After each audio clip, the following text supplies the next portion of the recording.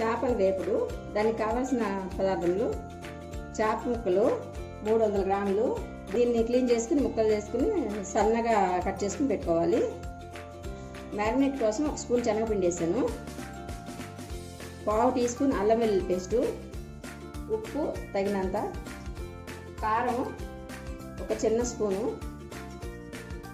కారం చూసుకునేయండి, మీ ఇంట్లో కారంగా ఉంటే తక్కువ వేసుకోండి. పసుపు 1/2 టీ స్పూను,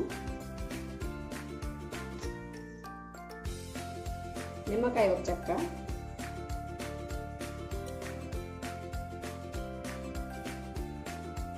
ఇవంతా బాగా కలిపి 1 అరగంట ఫ్రిడ్జ్లో పెట్టుకోవాలి.